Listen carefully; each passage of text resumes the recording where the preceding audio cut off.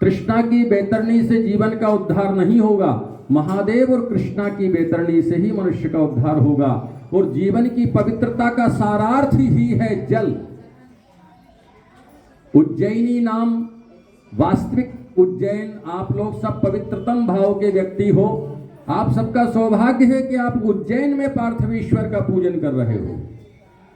भगवान शिव, उज्जैन का अर्थ है जहां उज्ज्वलता नित्य निवास करे, वह उज्जैनी है। उज्जैन तो अपभ्रंश शब्द है, वास्तविक नाम है उज्जैनी। जहां पवित्रता, उज्ज्वलता नित्य वास करे, उसका नाम है उज्जैनी। और उज्जैनी में भगवान विराजते हैं कालों के काल महाकाल, ज्योतिर्लिंग के रूप में जो विद्यमान होते हैं।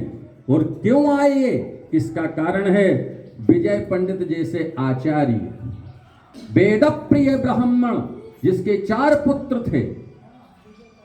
और जब उसने पार्थिवेश्वर का पूजन किया तो दूषण नाम का दैत्य आक्रमण करने के लिए आया।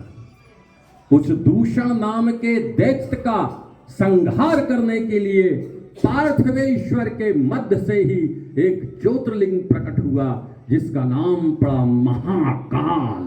वो जिसने हुंकार भरते ही दूषण को नष्ट कर दिया।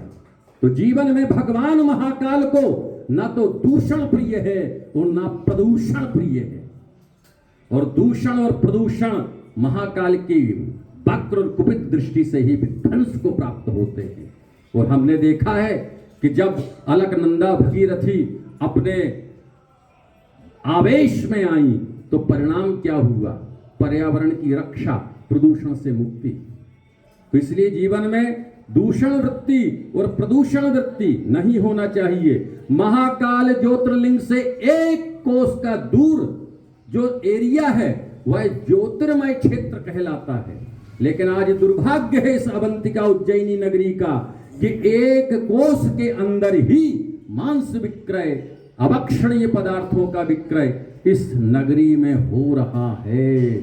जिसे हम ज्योतिर्मय क्षेत्र कहते हैं, वो पूर्णतः दूषित, दोष, जिस दूषण नाम के दैत्य को शिव नष्ट करने के लिए यहां प्रकट हुए थे, वही दूषण और प्रदूषण वातावरण नित्य 1 कोस की परिधि में ज्यादा दिखता है।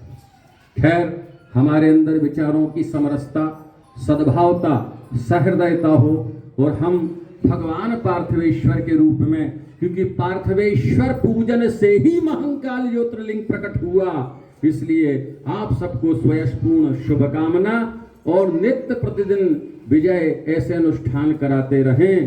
इनके जीवन में वेद प्रियता बनी रहे, क्योंकि वेद प्रिय ब्राह्मण के आवाहन पर ही महाकाल प्रकट हुए थे। और ब्राह्मण को वेद प्रिय होना चाहिए, भेद प्रिय नहीं होना चाहिए। तो विजय के लिए तालियां बजाओ। मैं तो आशीर्वाद देने आया हूं सभी को श्रावण मास की शुभकामना। बोलो महाकाल महाराज की जय।